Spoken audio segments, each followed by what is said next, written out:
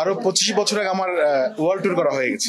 ভারতের নচিকেতাও আমার জন্য গান করেছেন। ওর কাছে ওটা পিতল ছিল, আমার কাছে তো এটা কোটি টাকার সম্পদ। সম্মাননা সবসময় ভালো লাগে, অবশ্যই। সবচেয়ে বড় সম্মান হচ্ছে বাংলাদেশের প্রতিটি মানুষের অন্তরে আছি, এটাই আমার জন্য বড় পুরস্কার। আমি প্রায় 3 যুগ ধরে মানুষকে বিনোদন দিচ্ছি গান গেয়ে সারা পৃথিবীতে। আরো 25 বছর আগে আমার ওয়ার্ল্ড ট্যুর করা হয়ে গেছে। তো দেশে বিদেশে মিলে এখনো মানুষকে বিনোদন দিয়ে যাচ্ছি।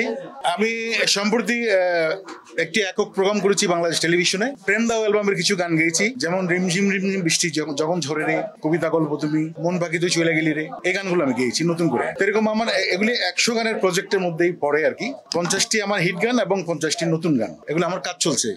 এবং ভারতের নচিকেতাও আমার জন্য গান করেছেন, তার কথাও সুরে, সেগুলো আমি রিলিজ দিব। 3 যুগ ধরে আমি এই যে সার্ভাইভ করে যাচ্ছি জাতিকে, বাংলাদেশকে সারা পৃথিবীতে রিপ্রেজেন্টেটিভ হিসেবে আমরা বাংলাদেশকে রিপ্রেজেন্ট করি বাংলাদেশে, দেশের বাইরে। এবার ঈদেও আমি কাতারে যাব, আমি আর জেমস, এগুলো আমার কাজ চলছে। এবং ভারতের নচিকেতাও আমার জন্য গান করেছেন, আরো অনেক শিল্পীরা আছে।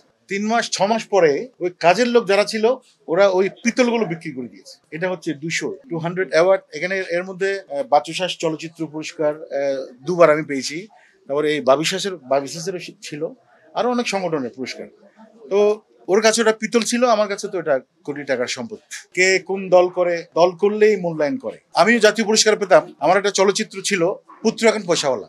আমাকে অ্যাওয়ার্ড দেওয়ার জন্য বিবেচনা করলো, তখন বললো যে উনি তো অন্য দল করে, তাকে দেওয়া যাবে না।